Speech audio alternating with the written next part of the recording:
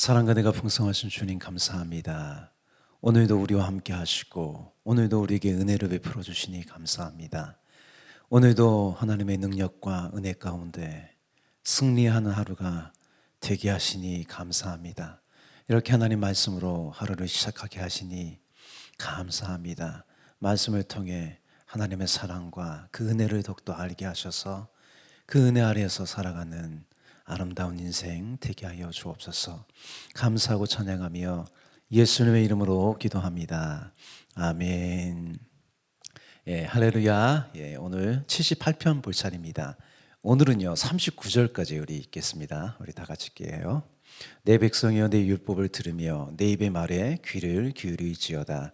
내가 입을 열어 비유로 말하며 예로부터 감추었던 것을 드러내려 하니 이는 우리가 들어서 아는 바요 우리 조상들이 우리에게 전한 바라. 우리가 이를 그들의 자손에게 숨기지 아니하고 여호와의 영예와 그의 능력과 그가 행하신 기이한 사적을 후대에 전하리로다.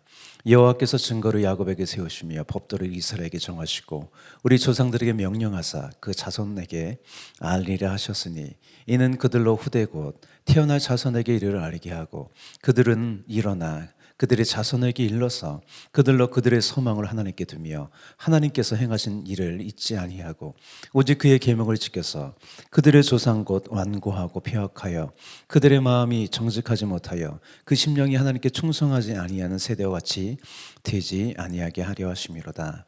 에브람 자손은 무기를 갖추며 활을 가졌으나 전쟁의 날에 물러갔도다. 그들이 하나님의 언약을 지키지 아니하고 그의 율법을 준행을 거절하며 여호와께서 행하신 것과 그들에게 보이신 그의 기이한 일을 잊었도다.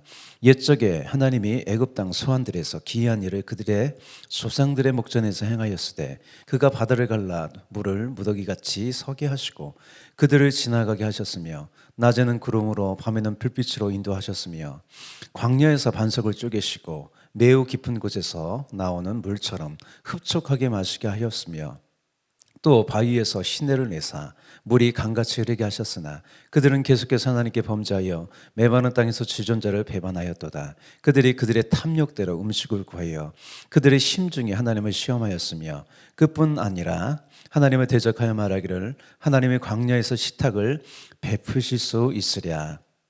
보라, 그가 반석을 쳐서 물을 내시니 시내가 넘쳤으나 그가 능히 떡도 주시며 자기 백성을 위하여 고기도 예비하시랴 하였도다. 그러므로 여호와께서 듣고 노하셨으며 야곱에게 불같이 노하셨고 또한 이스라엘에게 진노가 불타올랐으니 이는 하나님을 믿지 아니하며 그의 구원을 의지하지 아니한 때문이로다. 그러나 그가 위의 궁창을 명령하시며 하늘 문을 여시며 그들에게 만나를 비같이 내려 먹이시며 하늘 양식을 그들에게 주셨나니 사람이 힘센 자의 떡을 먹었으며 그가 음식을 그들에게 충족히 주셨도다. 그가 동풍을 하늘에서 일게 하시며 그의 권능으로 낭풍을 인도하시고 먼지처럼 많은 고기를 비같이 내리시고 나는 새를 바다의 모래같이 내리셨도다. 그가 그것들을 그들의 진중에 떨어지게 하사 그들의 거처에 두르셨으므로 그들이 먹고 심히 배불렀나니 하나님이 그들의 원대로 그들에게 주셨도다. 그러나 그들이 욕심을 버리지 아니하며 그들의 먹을 것이 아직 그들의 입에 있을 때에 하나님이 그들에게 노염을 나타내사 그들 중 강한 자를 죽이시며 이스라엘의 청년을 쳐 엎드리셨도다.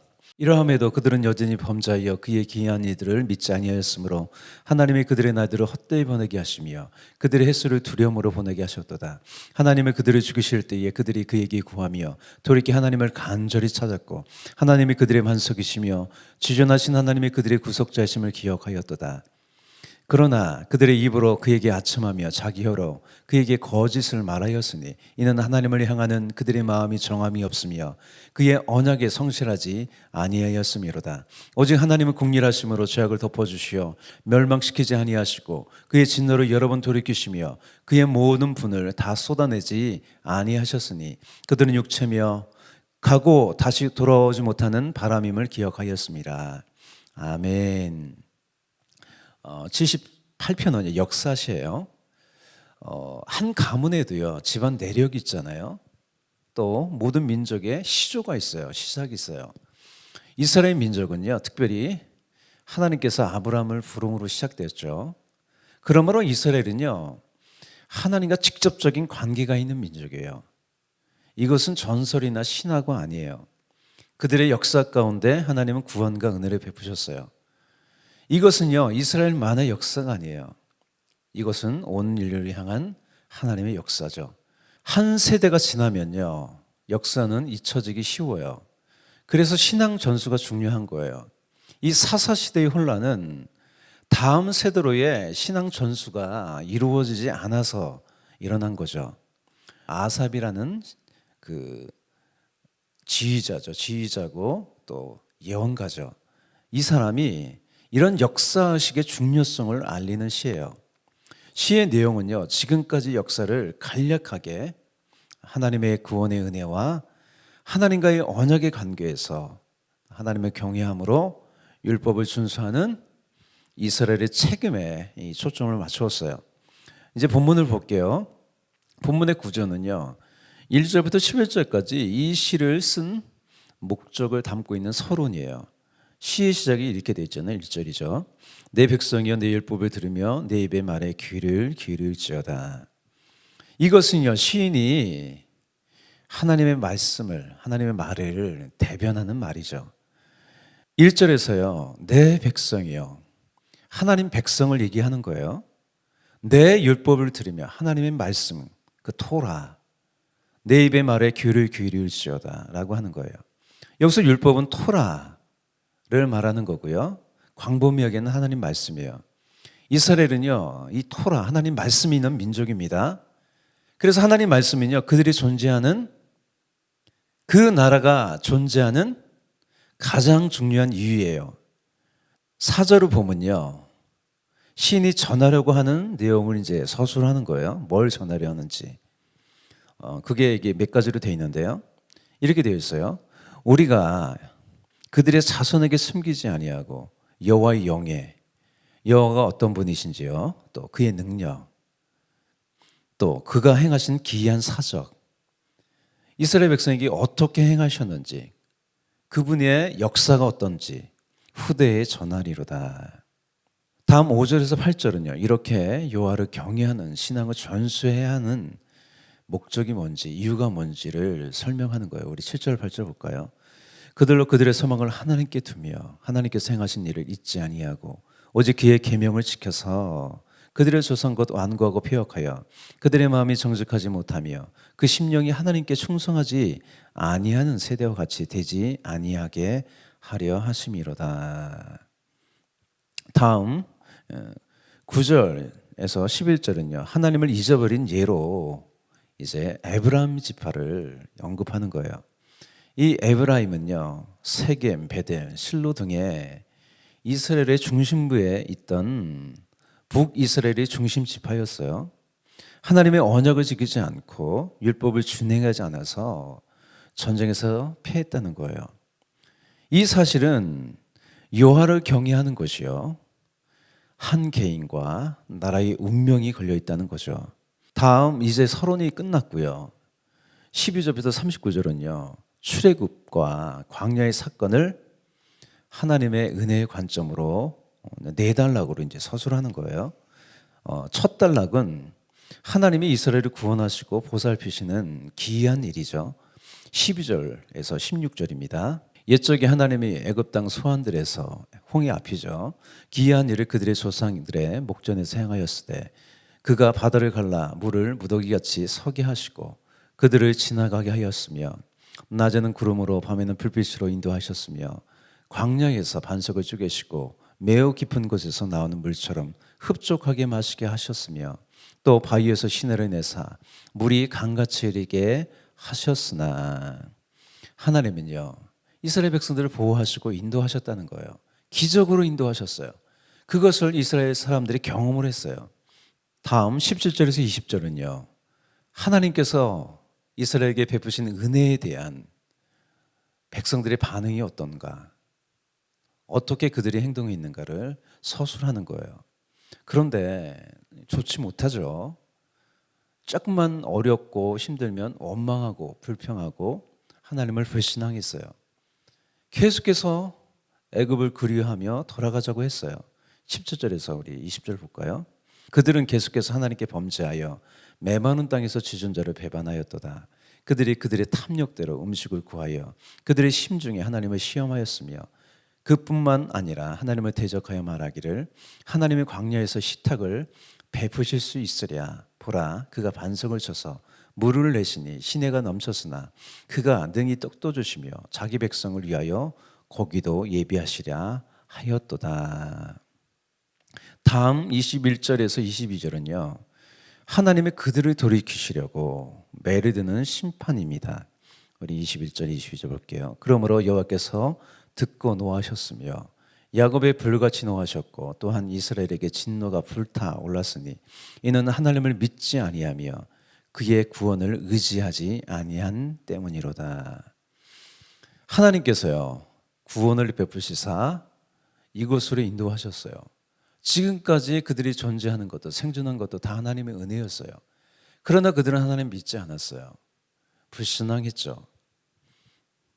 그런데도 하나님은 그들에게 은혜를 베푸셨어요. 그들을 달래서 언제나 하나님 백성답게 살까 그것을 바라보셨죠. 23절부터 29절은요. 이스라엘의 반역에 대해서 그러나로 시작하는 하나님의 은혜를 서술하는 거예요. 우리 23절, 24절 또 29절을 볼게요. 그러나 그가 위의 궁창을 명령하시며 하늘 문을 여시고 그들에게 만나를 비같이 내려 먹이시며 하늘 양식을 그들에게 주셨나니 그들이 먹고 심히 배불렀나니 하나님이 그들이 원대로 그들에게 주셨도다. 이러면 하나님의 은혜에 만족하고 또 감사하고 끝까지 따라가고 순종하면 되잖아요. 그런데 만족하지 못하고 또 하나님께 불평하고 하나님을 불신하는 거예요. 우리 30절 볼까요? 그러나 그들이 그들의 욕심을 버리지 아니하여. 여기 30절에 보면 욕심을 얘기를 해요. 또 18절에도 탐욕에 대해서 얘기하고 또 계속해서 욕심에 대해서 얘기합니다. 여러분 욕심은 죄의 근원입니다. 욕심이 발전하면 뭐가 돼요? 염려와 걱정이 되죠. 염려와 걱정이요. 하나님이 내게 주신 은혜를 망각하게 하고요. 불평과 원망하게 하는 거예요. 말하자면 시험에 드는 거죠. 시험에 들어서 하나님을 멀리하는 거죠. 하나님을 멀리하는 상태가 악이고요. 악으로부터 여러 가지 죄의 열매가 맺히게 돼요. 그렇다면 우리가 욕심에 매몰되지 않으려면 어떻게 해야 합니까? 하나님이 주신 10계명에 답이 있어요. 마지막 계명이 탐내지 말라는 유일한 마음에 감한 계명이에요. 9가지 계명이 다 10번째 계명과 연관이 있는 거예요. 그래서 10계명 키는 안식일 계명이에요. 그래서 선지서를 계속해서 보면 계속해서 어떤 계명을 강조했냐면 안식일 계명을 그 안식일 계명 준수를 강조했어요. 우리 안에 있는 욕심을요 어떻게 발전하지 않게 통제할 수 있습니까? 하나님을 기억하고요. 하나님을 가까이 하는 거룩한 시간을 갖는 거예요. 이 안식일 계명은요. 예수님께서 이 땅에 오신 이유로 새롭게 되었어요. 안식일의 주인은 예수님이에요. 그래서 주일뿐만 아니라 모든 날의 주인 되시는 예수 그리스도로 말미암아 날마다 거룩한 시간을 가질 수 있어요. 그 거룩한 시간을 통하여요. 내가 거룩하게 되는 거예요. 그냥 거룩하게 되지 않아요. 내가 거룩한 시간을 가질 때, 거룩하신 주님과 만날 때 내가 거룩하게 되는 거죠. 다음 32절, 33절이에요. 하나님의 매를 또 드셔서 그들이 돌아오기를 바라셨어요. 이러함에도 그들이 여전히 범죄하여 그의 기이한 일들을 믿지 아니하였으므로 하나님이 그들의 날들을 헛되이 보내게 하시며 헛되이 보내게 하셨대요. 그들의 횟수를 두려움으로 보내게 하셨도다. 여러분 하나님을 떠나면 하나님 멀리하면 두려움으로 지내게 돼요. 헛되이 보내게 됩니다. 이 말은 뭐예요? 하나님의 부르심과는 상관없는 허무한 인생을 살게 된다는 거예요. 바울이 그러잖아요. 지나간 때가 족하다고. 지나간 때가 족하다고. 내가 그때 허무하게 살던 그때가 족하다고. 이제는 하나님을 의지하고 바라보면서 날마다 하나님과 동행하면서 하나님 백성답게 살아야 된다는 거예요. 그러나가 계속 반복하는 이 모습은요. 어디에서 많이 봤어요? 사사기의 악순환이고요. 제대로 신앙생활을 하지 않는 우리의 모습이죠. 이런 악순환이 시 78편 72절까지 계속돼요. 그럼에도 우리가 사는 것은요, 지금 우리가 존재하는 것은요, 오직 하나님의 긍휼 때문이에요. 오늘 읽은 마지막 우리 38절, 우리 39절을 한번 볼까요? 오직 하나님은 긍휼하심으로 죄악을 덮어주시어 멸망시키지 아니하시고 그의 진노를 여러 번 돌이키시며 그의 모든 분을 다 쏟아내지 아니하셨으니 그들은 육체이며 가고 다시 돌아오지 못하는 바람임을 기억하셨습니다. 여러분, 주님 안에서 사는 것이 가장 행복한 인생이에요. 왔다 갔다 하면 너무 힘든 거예요. 여러분, 우리가 다른 길로 가고 하나님 멀리하면서 그렇게 살면 하나님은 매를 드실 수밖에 없잖아요. 그러면 때리는 분도 아프고 우리도 아파요. 그래서 여러분, 날마다 우리 신앙을 잘 지켜야 돼요. 하나님의 더욱더 가까이 하고 거룩하게 살아가야 돼요. 하나님 우리에게 바라시는 건 이게 잘하는 거예요. 아이가 자라서요, 어른이 되듯 우리의 신앙은요, 점점 깊어져야 돼요. 그것이 정상이죠. 베드로 사도도요, 이 부분을 강조했어요. 베드로전서 2장 2절이에요. 가난한 아이들같이 순전하고 신령한 젖을 사모하라. 거룩한 시간을 가지라는 거예요. 그런 말미암아 너희로 구원에 이르도록 자라게 하려 함이라. 여러분, 다시 말하지만 날마다 하나님과 일대일의 거룩한 시간을 가져야 합니다. 매일 말씀과 기도를 통해 오늘 여러분에게 주시는 하나님의 말씀을, 그 일용할 양식을 먹어야 되는 거예요. 이것을 예수님께서 가능하게 하셨어요. 이렇게 하루하루 살면 신앙은 자라고요, 하나님이 기뻐하시는 더 존귀한 사람이 되게 하시죠. 자라게 하세요. 더욱더 하나님 영광 받으시고 더욱더 귀하게 쓰임받는 우리 인생이 됩니다. 할렐루야. 기도하겠습니다. 사랑과 은혜가 풍성하신 주님, 감사합니다. 오늘도 하나님 말씀 앞에 서게 하시니 감사합니다. 우리에게 이런 악순환이 일어나지 않도록 날마다 깨어서 또 주님 바라보면서 거룩한 시간을 가지면서 욕심에 매몰되지 않게 하시옵시고, 날마다 거룩하게 살아가고 또 하나님의 영광을 전하는 귀하고 복된 인생 되게 하여 주옵소서. 오늘도 주님 끝까지 승리하며 끝까지 주님 의지하면서 찬양하면서 오늘 살아가게 하여 주옵소서. 감사하고 찬양하며 예수님의 이름으로 기도합니다. 아멘.